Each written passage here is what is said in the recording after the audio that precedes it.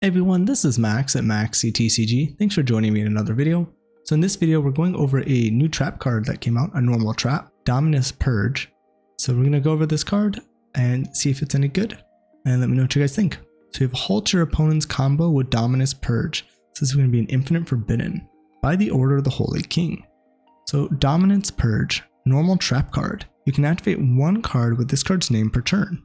If your opponent controls a card, you can activate this card from your hand. When a card or effect is activated that includes an effect that adds cards from deck to the hand for the rest of this duel after this card resolves, from the hand, you cannot activate dark, water, and fire monster effects. Also negate the activated effect, then if you have a trap card in your graveyard, destroy a card. So this is a really interesting card. We haven't had a trap card you can activate from hand in a while that's like on this level. So that's what's probably infinite impermanence. Then we also have evenly matched, but it's a little different of a type of card. So this card's activation requirement is very easy in terms of all your opponent has to do is control a card. But there are some ways to potentially play around this. So cards that just have discard effects that search, like the punk monster that you can just discard to search a punk. That's not level 8. This wouldn't be able to work because you don't control a card yet. So there might be some ways to potentially play around this card with effects like that. So that could be interesting.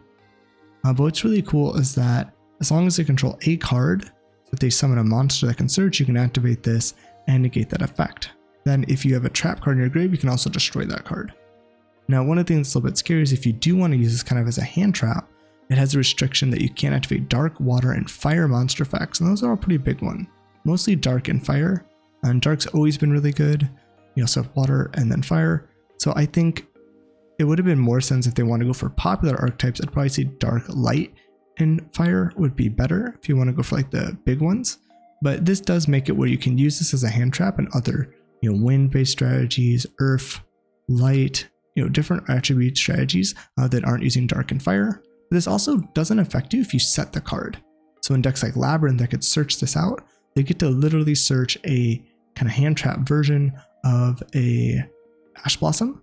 But then if they try to use it as a hand trap, they are going to lock themselves out of dark monsters for the duel, which is going to hurt them because of their Labrynth cards. So it's kind of got a interesting kind of like double-edged sword for Labrynth, but it does seem like a really good card, at least I think is a one of. And the other thing too, you got to remember, it says you can't activate this effect for the rest of the duel.